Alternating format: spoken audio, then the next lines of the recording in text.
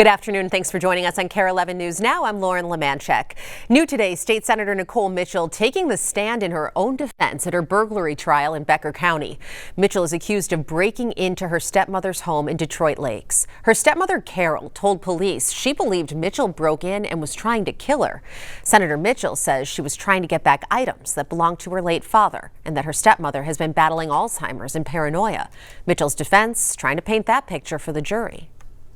Carol Mitchell has made the claim that on the day after your father's death, you and your aunts, Nancy Lund and Cindy Markey, came over to her house and stole paperwork, such as handwritten requests of Rod Mitchell related to his inheritance. Did that happen? No.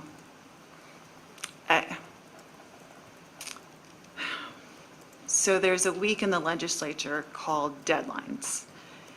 And anything that got worked on that year that doesn't get a hearing is dead.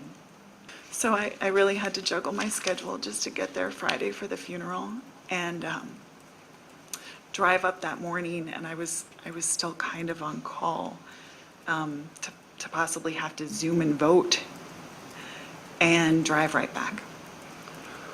So I'm literally on videotape in committees at the Senate that day. There's no way I was there. If you want to watch all of Senator Mitchell's testimony, it's streaming right now on KARE 11 Plus. The trial is expected to only take a week. Some incredible video today giving us a unique look at a funnel cloud as it moved through Sauk City, Wisconsin on Wednesday. The twister caused serious damage on the ground as it touched down. Some homes were apparently impacted. The National Weather Service says multiple tornadoes were confirmed across Wisconsin as severe storms moved through the state. Officials will be on the ground starting today to assess the damage, but warn it could take until Monday to view all of the affected areas. The storms also produced several inches of rain in some spots. From years of rising inflation and teacher salaries to a more recent federal funding freeze, many Minnesota schools have been sounding the alarm about budget shortfalls. This week, the St. Paul School District joined a growing list of districts asking taxpayers to make up the difference. Kent Erdahl has the details. At a time when many Minnesota school districts have had to cut costs in response to budget shortfalls, St. Paul still stands out. Over the past couple of years, St. Paul Public Schools has had to make nearly $165 million in reductions. New Superintendent Dr. Stacy Stanley says that includes a $51 million deficit in the coming school year, which they'll try to absorb by spending down $35.5 million in rainy day funds, paired with more than $15.5 million in spending cuts. We've done our very best to make certain that we are keeping as much of that out of the classroom. The reductions for next school year, $51.1 million, nearly 74% of those reductions were actually in focused on administration. But with another $37 million shortfall on the horizon the following year, the school board unanimously voted to ask residents to make up the difference. No longer cutting around the edges anymore. We would have to certainly focus on programming, the arts, music, career and college readiness, our language and our cultural programs. All of those programs are what our families told us in a survey they value most. The $37 million referendum will certainly test how much they value them. The owner of a median valued home would pay an additional $309 in school taxes in 2026, or about $26 more a month, according to the district. Still, when asked about that tax increase in a recent survey, 68% of the 700 respondents said they support or strongly support it. The community of St. Paul has always supported St. Paul Public Schools, but I don't want to take that for granted. Especially at a time when the same survey revealed that more than 50% of residents may still oppose such a levy due to inflation and cost of living or the rising taxes in general. And just last year, St. Paul voters rejected a ballot measure that would have raised property taxes to support childcare for families in need. It is a big ask. Yeah, it is a big ask. I know that we are in a different time. I know that pocketbooks are stretched. There are a lot of things that are happening. And so I really want to make sure that we're able to get out in our community and converse with as many constituents as possible to help them really understand what this impact will be. Well, the district launched a website explaining its reasoning for the referendum, and Dr. Stanley says she'll have a tent at Rondo Days this weekend where she will be available to answer questions from residents. She says it will be the first of many. A new U.S. assessment found American strikes in Iran destroyed only one of the 3 nuclear sites targeted. The other 2 were damaged, but only to a point where nuclear enrichment could resume in the next several months if Iran wants to.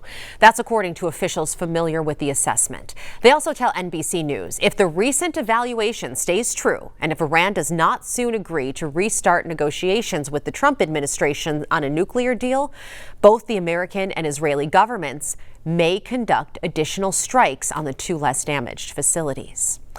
A live look from Capitol Hill today, where legislation that would slash billions from foreign aid and public broadcasting is about to be debated by the House of Representatives.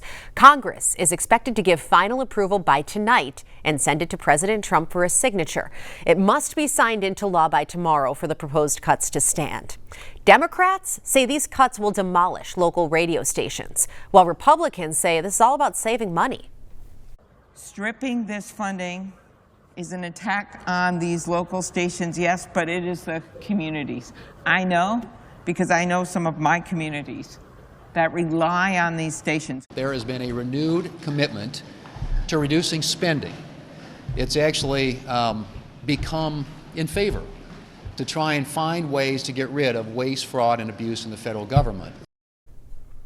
Also on Capitol Hill, drama in the Senate Judiciary Committee. Every Democratic member walked out as Republicans voted to move Emil Bove's nomination toward a federal judgeship forward. Bove is President Trump's former personal attorney. He has come under fire from Democrats for some of his decisions at the DOJ, including mass firings within the department.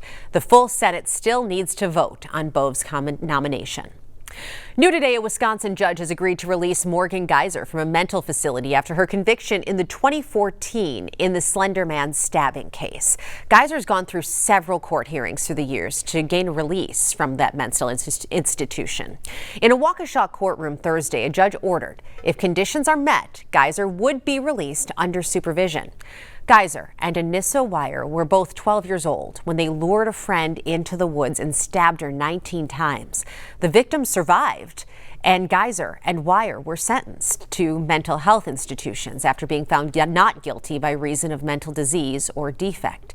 Geyser is expected to be released from the Winnebago Mental Health Institute and transferred to a group home. In less than 2 weeks, an infamous murderer in Minnesota is set to be released from prison.